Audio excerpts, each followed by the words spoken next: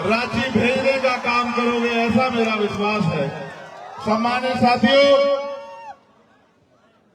अपनी बात को आगे बढ़ाते हुए मैं राष्ट्रपिता ज्योतिबा फूले, छत्रपति साहू जी महाराज, डॉक्टर बाबा साहब अम्बेडकर, बाबू जगदेव प्रसाद कुशवाहा, जननायक कर्पूरी ठाकुर, मान्यवर दीना भाना वाल्मीकि और मान्यवर काशीराम साहब अपने गुरु को भी नमन करता हूं।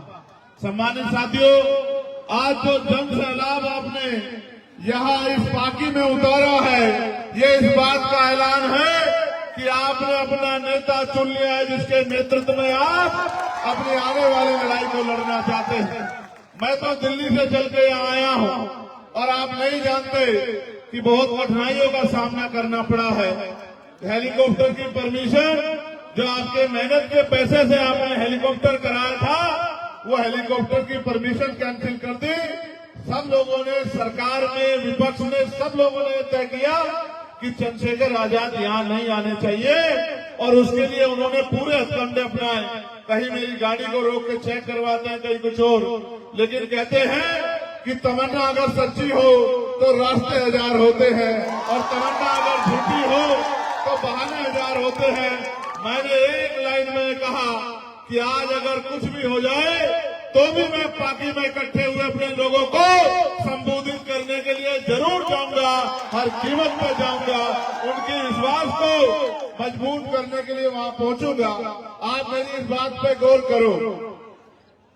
आज जो हालात हैं, ये हालात हम लोगों की वजह से है, क्योंकि हम इन दलों पे भरोसा करते हैं। कभी भाजपा को हराने के लिए किसी और दल पे, कभी कांग्रेस को हराने के लिए किसी और दल पे हम उनकी लड़ाई लड़ते हैं और अपनी लड़ाई कभी नहीं लड़ते। जिस दिन हम अपना और अपने बच्चों का, अपने क्षेत्र का अच्छा भविष्य सोचने का काम करेंगे, मैं लिख के देता हूं कि किसी दूसरे व्यक्ति की जरूरत नहीं पड़ेगी, जिसने बिना किसी पद पे होते हुए, जिसने बिना किसी पावर के होते हुए आपके आशीर्वाद और आपके सहयोग से इस क्षेत्र में हर गरीब, किसान, कमजोर, तमाम जाति धर्मों के लोगों की आवाज बनने का काम किया है। अगर उस भाई मुमताज को इस बार आपने वोट की ताकत दे दी तो मैं लिख के देता हूं कि फिर आपको किसी आगे हाथ फैलाना नहीं पड़ेगा।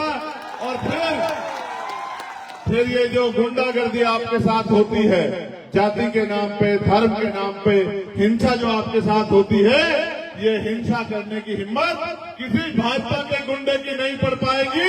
मैं इस बात को आपको गारंटी के साथ कहता हूं। हम बाबा साहब अम्बेडकर को मानने वाले लोग हैं, हम सतगुरु रविदास जी महाराज को मानने वाले लोग हैं।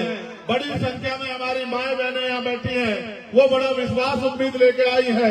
आजाद हुए 75 साल से ज्यादा हो गए, लेकिन आज भी बुनियादी सुविधा नहीं मिलती है।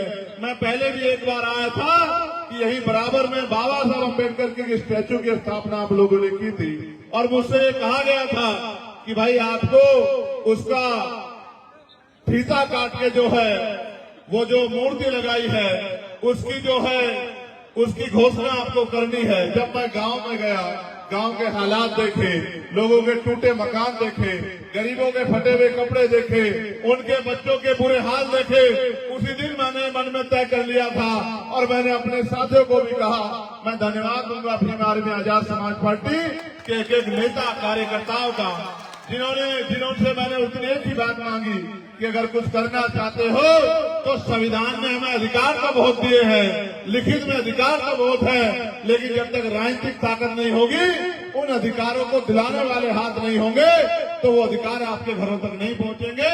उसका एक ही रास्ता है कि आज से गांव में निकल जाओ, बूथ कमेटी बनाओ, सेक्टर कमेटी बनाओ, पंचायत कमेटी बनाओ और एक एक आदमी को जोड़ के भाईचारा बना के जब समय आएगा 2024 का, तो अपनी वोट की ताकत से जो है इस ताकत को बनाने का काम करना। क्योंकि आप ये महसूस करके देखो, संविधान तो ये कहता है कि हर व्यक्ति को रोटी, कपड़ा, मकान और पीने के लिए पानी की व्यवस्था सरकार कराएगी, लेकिन सरकार कहाँ कराती है? सरकार तो सिर्फ गरीबों का मजाक उड़ाती है, गरीबों का तमाशा देखती है। सरकार तो गरीबों पर जुल्म करती है। पढ़े लिखे बच्चे बेरोजगार घूम रहे हैं, महंगाई ने गरीबों की कमर तोड़ दी है और मुझे कहने में कोई गुरेज नहीं है किसी झारखंड का मेरा परिवार अपने बच्चों को पालने के लिए दूसरे प्रदेशों में रोजगार करने के लिए जाता है। जब वो रोजगार करने के लिए जाता है तो छोटी छोटी जगहों पर रह के अपना पेट पालने का काम करता है। मेरे आज भी याद है कोरोना काल, किस तरह से वहां से मजदूर पलायन करके आया। इन सरकारों के पास आपको रेल में बिठा के भेजने के लिए रेल की व्यवस्था भी नहीं थी। इन्होंने जब लाठी आपके ऊपर पड़ी तो आपकी मजाक उड़ाने का काम किया। जिन्होंने आपसे मजाक किया, जिन्होंने आपका अपमान किया, जिन्होंने आपको डराने का दबाने का काम किया और जिनकी वजह से आपके हालात है, उनको आप 5 साल में अगर कभी सबक सिखा सकते हो तो वोट की चोट से सिखा सकते हो। भारतीय लोकतंत्र को आप देखिए कैसा है। अगर किसी आदमी ने आपसे झूठे वादे करके आपकी वोट को ले लिया तो 5 साल आप उसका कुछ नहीं कर सकते हो, बस 5 साल बाद उसके खिलाफ वोट कर सकते हो। लंबे समय से ये सरकारें हमारे लोगों के साथ ऐसा ही करती आ रही हैं। अब हमें ये समझना पड़ेगा कि अब हमें इनकी बातों में नहीं आना है। जब बाबा साहब अम्बेडकर ने अपने 4 बच्चे कुर्बान करके हमारी उंगली में इतनी ताकत दी है कि जिसे चाहे कुर्सी में बिठा दे और जिसे चाहे कुर्सी में उतार कर नीचे बैठ दे, तो फिर हमें घबराना नहीं चाहिए, फिर हमें अपनी ताकत बढ़ानी चाहिए। मैं अपनी बहनों माओं से कहना चाहता हूँ, क्या सम्मान की जिंदगी इस आजाद भारत में आपको मिल पा रही है? मैं गारंटी से कहता हूँ, हाथ उठा के बता देना, यहाँ बैठी हजारों की संख्या में महिलाओं में से 90% महिलाओं ने कभी हवाई जहाज को हाथ लगा के नहीं देखा होगा, कभी हेलीकॉप्टर को हाथ लगा के नहीं देखा होगा, कभी एसी वाली ट्रेन में सफर नहीं किया होगा। और तो और गरीबी के हालात ऐसा है कि जहाँ अमीर का कुत्ता बढ़िया एसी वाली गाड़ी में घूमता है, वहाँ गरीब पे रहने के लिए मकान भी नहीं है, उसपे खाने के लिए रोटी भी नहीं है, उसपे पहनने के लिए अच्छे कपड़े भी नहीं है। लेकिन ये सरकारें बात तो करती है गरीबों का भला करने की, लेकिन ये सारा पैसा पूंजीपतियों का माफ करती है।